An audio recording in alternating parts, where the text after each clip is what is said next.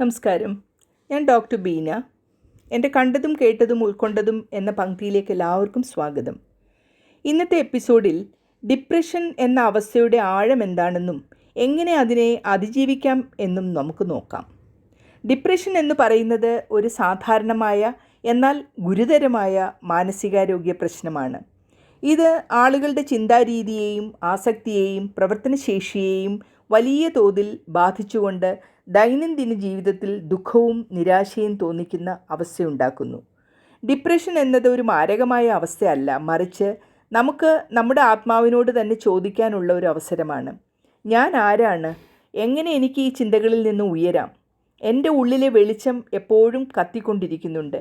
അതിനോട് ചെറുതായി വിളിച്ചു പറയൂ, ഞാൻ ഈ അവസ്ഥയിൽ നിന്ന് തീർച്ചയായും തിരിച്ചു വരും. ഡിപ്രഷൻ വഴി തളർച്ചയിലായ ഒരു വ്യക്തിയുടെ ജീവിതം മനഃപൂർവമായ ചെറിയ ശീലങ്ങൾ വഴി ഒരു പരിധിവരെ നമുക്ക് മാറ്റിയെടുക്കാൻ സാധിക്കും. ഡിപ്രഷൻ ഒരു പരാജയമല്ല, മറിച്ച് ഒരു ഇടവേള മാത്രമാണ്. അതിജീവനം സാധ്യമാണ് എന്ന് ആദ്യം മനസ്സിലാക്കുക. സൈക്കോളജിക്കൽ രീതിയിൽ ഇതിനെ നമുക്ക് കാണാൻ സാധിക്കും. ദൈനംദിനം ആർജിക്കുന്ന ചെറിയ വിജയങ്ങൾ വഴി നമുക്ക് നമ്മുടെ മനസ്സിന് പോസിറ്റീവ് റിവാർഡുകൾ നൽകാൻ കഴിയണം. അതുവഴി അയാളുടെ മാനസിക ശക്തി വളർത്തണം. സത്യത്തിൽ ഡിപ്രഷൻ എന്നത് ഒരു മനുഷ്യന് ആനന്ദം അനുഭവിക്കാൻ കഴിയാത്ത അവസ്ഥയാണ്. അതിൻ്റെ ചില പ്രധാന ലക്ഷണങ്ങൾ എന്തൊക്കെയാണെന്ന് നമുക്ക് നോക്കാം. നീണ്ടു നിൽക്കുന്ന ദുഃഖം, അസന്തോഷം, ആസ്വാദനശേഷിയുടെ കുറവ്, തളർച്ചയും ഭക്ഷണരുചിയും ഉറക്കവുമില്ലായ്മ, നിരാശാബോധം, നിരാശാഭാവം, കുറ്റബോധം, തകർച്ചാഭാവം, ആത്മഹത്യാ ചിന്തകൾ തുടങ്ങിയ പ്രശ്നങ്ങൾ ഉടലെടുക്കുന്നതുവരെ ഇത് തുടരുന്നു. മാത്രമല്ല, എന്താണ് ഞാൻ ജീവിച്ചിരിക്കുന്നതിന് പിന്നിലെ അർത്ഥം എന്ന ചോദ്യത്തിന് മറുപടി കിട്ടാതെ അയാൾ ദിവസങ്ങൾ നീണ്ട ചിന്തയിൽ മുഴുകാൻ തുടങ്ങും. ആരുമായും ഒന്നും പറയാനും ഇടപെടാനും തോന്നാത്ത അവസ്ഥ സംജാതമാകുന്നു. ഇത് ഡിപ്രഷൻ്റെ സൂചനയായി പിന്നീട് വരുന്നു. ഡിപ്രഷൻ അതിജീവിക്കാനുള്ള മാർഗങ്ങൾ എന്തൊക്കെ എന്ന് നോക്കാം. ഇതൊരു രോഗമാണ്. ഇത് എൻ്റെ ഒരു ദൗർബല്യമല്ല. ശാരീരിക രോഗങ്ങൾ പോലെ തന്നെ ചികിത്സ ഇതിനാവശ്യമാണ് എന്ന് മനസ്സിനെ മനസ്സിലാക്കിയെടുക്കുക. പ്രൊഫഷണൽ സഹായം ആവശ്യമുണ്ടെങ്കിൽ അത് തേടുക. സൈക്കോളജിസ്റ്റ്, സൈക്യാട്രിസ്റ്റ് അതിന് നമുക്ക് വേണ്ട പിന്തുണ നൽകും. കൗൺസിലിംഗ്, CBT തെറാപ്പി തുടങ്ങി ബാക്കിയുള്ള മരുന്നുകൾക്ക് ആവശ്യമുണ്ടെങ്കിൽ അതും എല്ലാം ഉപയോഗിക്കുക. സന്നദ്ധ സംഘടനകളായ മൈത്രി പോലുള്ളവരുടെ സഹായം ഫോണിലൂടെ തേടാൻ മടിക്കരുത്. മൈത്രിയുടെ കോൺടാക്റ്റ് നമ്പർ 04842540 ആണ്. ഒന്നുകൂടെ പറയാം, 04842540 ആണ്. അവർ ഏത് സമയത്തും സഹായിക്കാൻ സന്നദ്ധരായിട്ടുണ്ട് എന്നാണ് പറയുന്നത്.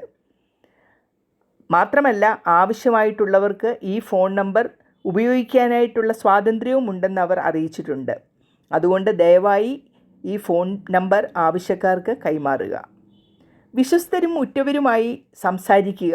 ഇങ്ങനെയുള്ളവർ മനസ്സിലുള്ള പ്രയാസങ്ങൾ ബന്ധുക്കളെയും സുഹൃത്തുക്കളോടും തുറന്നു പറയുക. ഒരിക്കലും ഒറ്റയ്ക്കായി പോകാതിരിക്കാൻ അവർ പ്രത്യേകം ശ്രദ്ധിക്കണം. ഇപ്പോൾ ഞാൻ ദുഃഖത്തിലാണ് എന്ന വാക്കുകൊണ്ട് മടിക്കാതെ മറ്റുള്ളവരെ പ്രശ്നം അറിയിക്കണം. ശാരീരിക ആരോഗ്യം പ്രത്യേകം ശ്രദ്ധിക്കണം. ദിവസവും ഉള്ള വ്യായാമം, നല്ല ഉറക്കം, പോഷകാഹാരം എന്നിവയ്ക്ക് ഊന്നൽ കൊടുക്കണം. ചെറിയ ലക്ഷ്യങ്ങൾ കൈവരിക്കാൻ ശ്രമിക്കുക. ഒരു ദിവസം ഒരു ചെറിയ കാര്യം ചെയ്താലും അതിൻ്റെ വിജയം അനുഭവിക്കുക. നിങ്ങളുടെ കഴിവുകൾ പ്രതിദിനം തിരിച്ചറിയുക. മനസ്സിൻ്റെ ശാന്തി കണ്ടെത്താൻ ശ്രമിക്കുക. ധ്യാനം, പ്രാർത്ഥന, യോഗ എന്നിവയിൽ ശ്രദ്ധിക്കുക. നിങ്ങളുടെ മനസ്സിലെ ചിന്തകൾ സ്ഥിരമായി എഴുതുക. മോട്ടിവേഷണൽ വാക്കുകളും വചനങ്ങളും പ്രസംഗങ്ങളും കേൾക്കാൻ ശ്രമിക്കുക. ഇതും കടന്നു പോകും. നിങ്ങൾ ഇപ്പോൾ അന്ധകാരത്തിലാണെങ്കിലും പ്രകാശം ഉടനെ വരും. നമുക്കെല്ലാവർക്കും ജീവിതത്തിൽ ഇടറിയ രാത്രികൾ ഉണ്ടായിട്ടുണ്ട്. ദുഃഖവും അലക്ഷ്യവും തളർച്ചയും നമ്മെ പിടിച്ചിരുത്തിയിട്ടുമുണ്ട്. എങ്കിലും അതിനെ ഭയപ്പെടേണ്ടതില്ല. കാരണം ഓരോ രാത്രിക്കും പിറകെ സ്വാഭാവികമായി ഒരു പുലർച്ചയുണ്ടാകും. നിങ്ങളുടെ മനസ്സാണ് നിങ്ങളുടെ ശക്തി. അതിനെ കൈവശം വെച്ചാൽ ജീവിതം തീർച്ചയായും മാറും. നിങ്ങളുടെ സ്നേഹമുള്ള മനസ്സിന് വിശ്രമം, സ്നേഹം, പരിഗണന എന്നിവ ആവശ്യമുണ്ട്. ഡിപ്രഷൻ വരുമ്പോൾ അതിൻ്റെ ശബ്ദം കേൾക്കുക.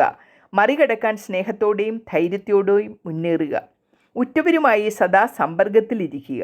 ശാരീരിക രോഗങ്ങൾക്ക് സ്ഥിരമായി മരുന്ന് ആവശ്യം വന്നാൽ നാം കഴിക്കുന്നത് പോലെയേ ഉള്ളൂ ഇത്. നമ്മളും ഡോക്ടറെ കണ്ട് നിർദ്ദേശിക്കുന്ന മരുന്നുകൾ കഴിക്കുക തന്നെ വേണം. വേണ്ടപ്പെട്ടവർ കൂടെ നിന്ന് അത് പ്രത്യേകം ചുമതലയെടുക്കുകയും ചെയ്യണം. അങ്ങനെയാണെങ്കിൽ വളരെ സാധാരണ ജീവിതം തീർച്ചയായും ഇങ്ങനെയുള്ളവർക്ക് സാധ്യമാകും. ഒരു കോളേജ് അധ്യാപികയായിരുന്ന എനിക്ക് ജീവിതത്തിൽ ഇതുപോലെ ഡിപ്രഷനിലൂടെ കടന്നു പോകുന്ന ഒരുപാട് പേരെ കാണാൻ ഇടവന്നിട്ടുണ്ട്. ജീവിതത്തിൽ അവരുടെ വേണ്ടപ്പെട്ടവരുടെ പരിചരണം കൊണ്ടും സ്നേഹമായ ഇടപെടൽ കൊണ്ടും അവർ ജീവിതത്തിൽ വിജയിച്ചു വന്നിട്ടുള്ളതായിട്ടും എനിക്ക് കാണാൻ ഇടവന്നിട്ടുണ്ട്. അതിൻ്റെ അടിസ്ഥാനത്തിൽ ഞാൻ കണ്ടതും കേട്ടതും അതിൽ നിന്ന് ഉൾക്കൊണ്ടതും നിങ്ങളോട് പങ്കിടുന്നത്. ഇനി അടുത്ത എപ്പിസോഡിൽ കാണുന്നത് വരെയും നന്ദി, നമസ്കാരം.